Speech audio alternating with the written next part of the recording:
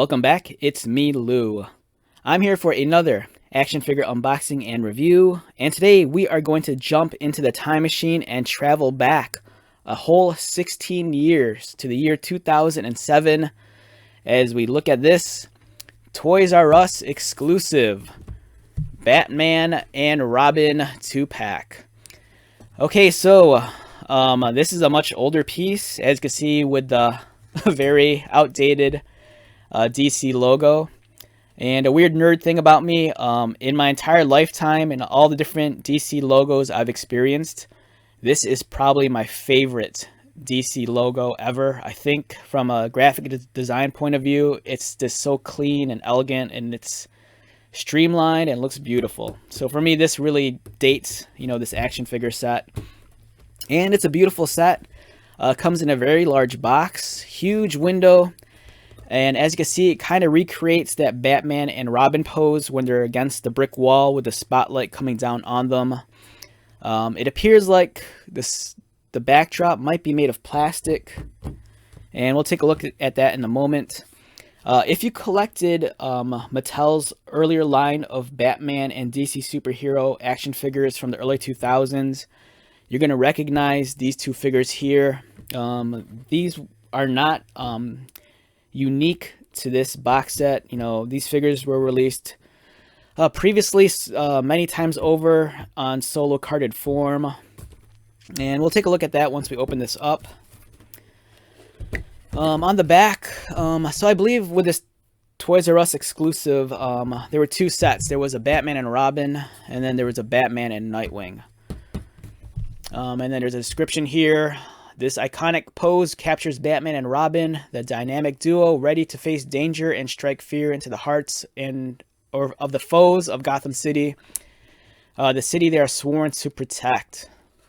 The Caped Crusader mentors his legendary sidekick Robin in the skills of martial arts and crime fighting. Here, Tim Drake is captured in his role as the third hero to wear Robin's classic green and red costume. Inspired by a timeless image that has been recreated by Batman artists throughout the years, this classic pose has now been brought to life through fully articulated action figures designed, sculpted, and posed by passionate toy makers and comic book lovers. So I think they're referring to, I think it was the Four Horsemen studio that, they did, I think they did Masters of the Universe 2000 X line. And then when Mattel launched their Batman and DC lines, I think they kind of helped out with that. So I think, if you remember the Masters of the Universe 2000 X line, some of like the anatomy and the style and the body is kind of reminiscent of their Masters stuff. And let's take this out. I'm not sure how detailed this review is going to be, because even though I do want to unbox this, I'm not sure if I'm going to remove the figures completely from their tray. Because it looks like Batman's cape is sewn onto his arm, and I kind of want to retain that pose. And I feel like if I remove the figures completely, I'm never going to be able to recreate, this very specific pose. So at the very least, we're going to take this out and at least, look at the figures as closely as possible without completely removing them from their tray. And there's a lot of tape on this box. It's kind of weird looking back at this now. It almost feels like whoever designed the Masters of the Universe stuff during this time period might have done the design work for here, because this green is very Castle Grayskull green.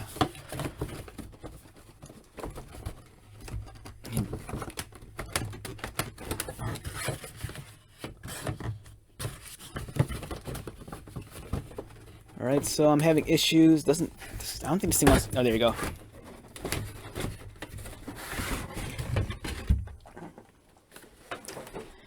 Okay, so we unboxed this, and let's look at this carefully. Like I said, I don't think I'm gonna remove the figures from the tray for now. I do have these figures loose, and I plan on reviewing those hopefully in the near future.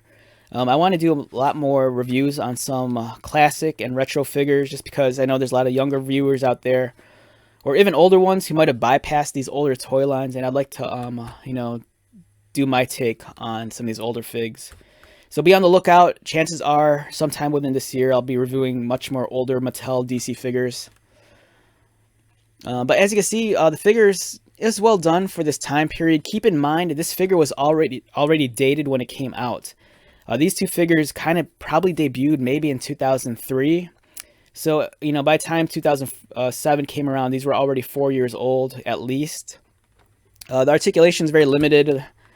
You're not looking at like ball jointed sockets or anything like that. The head, I think, just kind of rotates, and the arms might go outward and upward. I remember there's no waist cut, no thigh cuts, and single pinned knees, and I don't think the ankles are articulated at all. The backdrop is kind of a brick wall, and it kind of like spray painted yellow, so it kind of emulates the spotlight effect. And this brick wall, it's, oh wow, it's not even like, I thought this is a hard plastic. This is actually a very soft plastic. It's almost like a very thin styrene sheet. Like, this is something you can easily tear with your hands if you wanted to. So yeah, I thought this was going to be like a heavy base. It's not. It's really soft. This plastic is very flimsy. So I don't know if they intended you, I mean, of course they intended you to keep it, but it's almost like borderline, like if you threw this away, you wouldn't realize you threw out the diorama. It's a friggin' thin piece of plastic. Look at that. It's like thinner than like a Solo cup. The Batman, let's see if I can move the cape a little bit so we get a better look at him. Yeah, so it's Batman in his gray and black uniform. If you've collected some of the older DC figs, you'll recognize this figure. Cloth cape. Like I said, it's sewed onto his arm, so I really don't want to disrupt this and take this out, because I don't think I'll be able to recreate this pose identically, because I do plan on keeping this in the package. I think it's a nice piece, and I didn't pay a lot for this. I only paid like 23 bucks, which for me is very fair, because it, it's roughly maybe like 10 bucks a figure, and like 3 bucks for the cheap plastic backdrop. So yeah, I just wanted to share this with you. Rest in peace, Toys R Us. We don't have those in the States anymore. And this really takes me back. Oh, there's also batarangs. As you can see here, Robin has a red batarang, and then Batman has a black one tied to his hand. So overall, great set. If you get itchy for these figures, remember you can buy these solo. You don't need to buy this 2-pack. And I think the price is pretty fair on the secondary market. The only thing you have to worry about if you buy these loose is, the condition they're in, because these are toys, and, anytime I've hunted these figures down, they're always kind of beat up. But, if you could buy them new, the price isn't that crazy, so.